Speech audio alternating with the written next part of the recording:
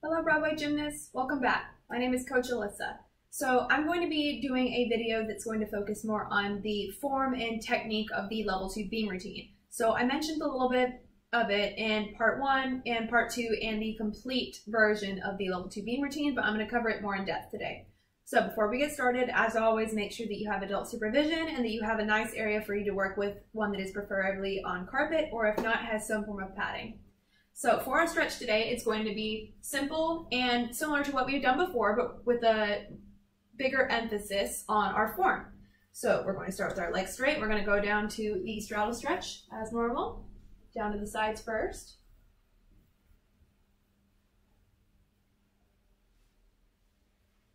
And then to the other side. Good. Now here's where we're going to do something a little bit different. So normally we just reach down for the middle, but this time I want you to focus on reaching down with a completely flat back. So you almost want to picture that your spine is now sealed straight, can't bend at all. So what you're going to see happen is as you reach down, your back is going to stay straight. So for practice, you're only going to go to horizontal for now. So you can either keep your arms up or out to the side. I prefer my arms out to the side. So what it's going to look like is this. Notice that as I'm slowly going down, my back is staying straight. And to do that, I have to tilt my hips backwards a little bit. But I'm about horizontal now, and my back is flat, right? So you have to be careful not to arch. You want a flat back, okay? So once you do that, you're going to go down as low as you can this time while keeping that flat back, okay?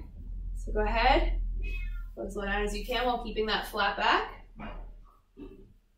And for me, that's about here. So I've got my legs straight and my back flat.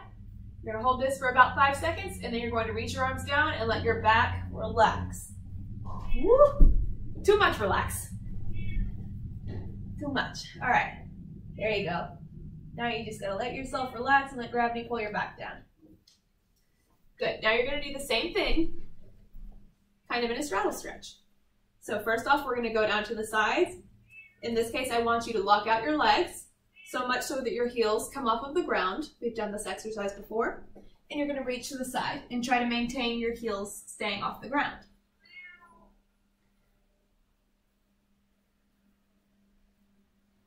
And other side.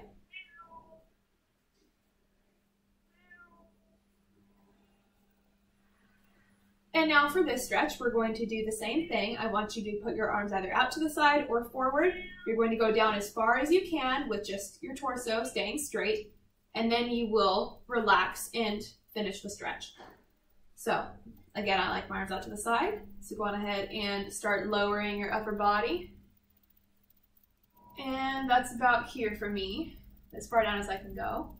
Hold it for about 5, and then relax and let your back fold over naturally, let it bend, and finish the stretch. Good. Now the pike stretch. So I do this every single time that we warm up. I always ask you guys to stretch up tall first. So it's the same exercise that I just showed you guys. I've been sneaking it in this whole time. The reason why is because once you stretch up tall and you reach forward, it allows your hands to go further than they normally would if you were to just round and reach down. So if you stretch up tall first, go as far as you can, and then round, your hands go a lot further. Tricky, tricky. Go me. Good, so you're gonna hold that. And then the last stretch that we're going to do today is just warming up our feet, because we're going to be focusing a lot on toe pointing. Let's roll the foot. Other way.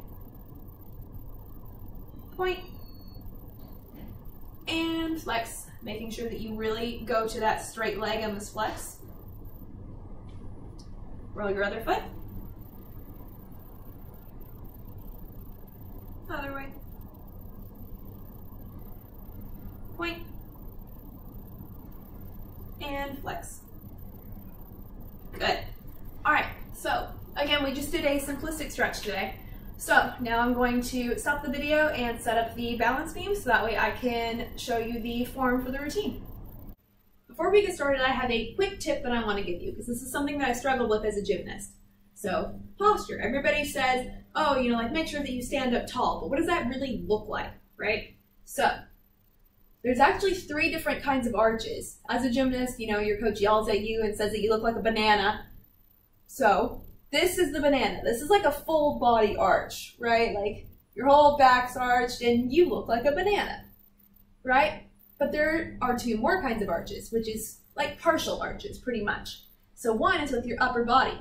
So what happens is you stick out your rib cage pretty much, right? So if you put your hands here, you can actually feel your ribs sticking out. So what you want to do is you want to rotate them in and hide them.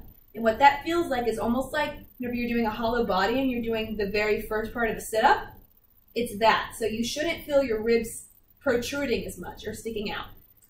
Now, this is the one that I always struggled with. It's the lower back arch. So a lot of people stand like this, right? Seems fine. But my lower back is arched because my bottom is actually sticking out. So what you want to do, and this helped me, put your hands on your hips and your thumbs like right here on your pelvic bone. And you want to push your thumbs in towards the front and rotate your bottom under. If you see it, it was very, very little, but now my hips are in line. This is straight. This is completely straight. If you're upside down in handstands like on bars or balance beam and your hips are out, your bottom can actually make you fall on the wrong side of the beam that you don't want to, right? So it's really important to figure this out. And then you got to squeeze your glutes to keep it there. So this is straight. This is the posture that we want in gymnastics. So this is going to be maintained throughout the entire beam routine. And I'll keep reminding you of that. So now we're going to actually talk about the routine. So I'm going to break it apart step by step, and I'm going to be talking about the basic and the variations at the exact same time. So I'm only running through the routine once. So the very first thing that happens is the salute. So your body does not move. The only thing that happens is your arms go up and back. So again, a common mistake is that some people, whenever they try to put their arms back, they do this. This is an upper body arch. You don't put your chest forward. What happens is your upper body stays still and your arms move back like this. Okay, so it's almost like your shoulders right here, they've got a string connected and somebody's pulling them back. Okay, so it has nothing to do with your tummy or your chest. It's all from your shoulders. So then once you finish your salute, you're going to face towards the beam, once again with your nice tall posture. And as you push straight up, your posture shouldn't change. You shouldn't be leaning over the beam to try to climb on. It just comes straight up and down. And then you either kick over with a straight leg and pointed toe, or you can do your switch kick, which is the same thing. Or if you want to do a different mount, same thing happens. You want to keep your upper body the same. If you happen to be lifting your legs up, like one of the other mounts that I showed, your posture should still be the same. Because here, now I've landed in my posture straight up and down. Especially in something like this, where you're trying to balance on the balance beam. Balance on the balance beam. Regardless, if you move your shoulders or you are not straight up and down, you're going to fall on either side of the beam. So, you get to your mount. I'm going to go show the basic now. So, you're in a straddle sit. You push straight up and down. And legs straight, toes pointed. You should be landing on your toes. And then go to a squat and immediately go right to that upright position. Okay? If you're coming from a more complicated mount and say that you're coming from a step like this or like this, your chest should still be straight up and down. Just because your legs are moving does not mean that your upper body should. And then all you do is you rise to a stand and finish. Torso still stays still. The next part of the routine is the arabesque to lever / teeter-totter / handstand. So the important thing that I want you guys to recognize for this is that the arabesque, similar to the mount, just because your leg moves does not mean that your chest does. Your chest stays still, your leg comes up. Now, as you go down to the next part, you want to get your chest in line with your legs, so that way now, instead of just your head and your back being in line, it's your head all the way to your leg that's in line. So, and that should not change whether you're doing a lever or a teeter-totter or a handstand. So as you go from the arabesque, you're going to get your body in line and then lower and keep that line, regardless of what you're doing. And whenever you come up, it should be in reverse. You should still stay in that line. So let me show you what the common mistake is. A lot of people go from here, they get in the line, and then they want to reach their hands close to their feet and boom. Now my body's not in line with my leg anymore. Do not reach out. That's why you want to reach as far as you can. It helps you remember to keep that line extended. And then again, you find the line again and finish. That's also important if you want to challenge yourself to connect the lever teeter-totter handstand straight to the jump. Because if you do not stand up with a straight chest, here's what happens. Right, you go to stand up, now you're here. How are you going to jump? Your chest has to be up to do a jump. So, you come up, nice tight lever, woo, you squeeze, and now you can go to a close, and your chest is already up where it should be. So, now, moving on to the jumps. Same thing regardless of whatever jump you're doing, your chest stays still. As you go down to a plie, and your arms come down, your chest doesn't move. A lot of people think that whenever your arms go down, your chest goes down. Not true. The jump comes from your feet and the swing of your arms. It does not come from you doing this with your shoulders. Okay? Then of course you're going to land and finish. Now, this next part, even though it's walks, it's still very important. And there's things that you can do to make it look a little bit fancier. So what I'm going to show you is things that you can do with your feet and how to walk really nicely. So my hands are on my hips, my torso straight. I'm going to start with the coupe walk. And now what's going to happen is I'm going to straighten my foot and my leg, and I'm going to step with my toe first. And then as I put my weight from my left foot onto my right, I'm going to put my full foot on the beam by slowly shifting the weight. So now my foot's flat, and I'm on my toe, my tippy toe, back here now, like this. What's going to happen is I'm going to push to a point and then bring it to the next coupe. So what's nice about that is now you're not just doing a flex foot and doing heel first like a normal walk. It's prettier because you can go point and step and do a nice transition. So you're going to do that for all 4 of your walks. So coupe, coupe,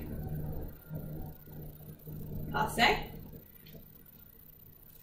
passe, and then step, and then you can either go down to the squat and then do your pivot from here, or squat, stand up, pivot. But again, regardless, your chest does not move because the turn comes from your toes and not your chest. Okay? So then you're going to do your pivot turn and finish. Now, for the dismount, regardless of whether you're turning or you're just doing your cartwheel to side handstand dismount, kind of like what I showed you with the handstand, just because you're turning to do a cartwheel this time does not mean that you do anything different with your chest. So, let me show you from this side. To do a cartwheel is actually a similar entrance to a handstand. So in a way earlier video that I did on cartwheel variations, I explained this a little bit. So if you want a little bit more of an explanation, go on ahead and look at that video. So, from the lever, what's going to happen is I'm not going to drop my chest or throw my arms out to the side to turn to do a cartwheel. I'm actually going to rotate the entire line of my hands to my toe to get ready for the cartwheel. So it's going to look like this. It was very, very slight, but there's a rotation there. All I do is I just open this hip up so that way I can rotate, and then my body's already in handstand. I just haven't kicked up yet because my body's in a straight line. So I don't have to worry about getting my legs up in line because I already made it. So, those are things that you can do so that you can focus on some of the harder things that you have to do versus how do I get in a handstand, or like how do I don't know, if you're doing like a turn and your feet aren't together because they're loose like this, it's really hard to do a pivot turn like this. You want to stand locked and tall, everything should be tall, right? So it's just little things that make routines a lot easier, and they also look a lot nicer.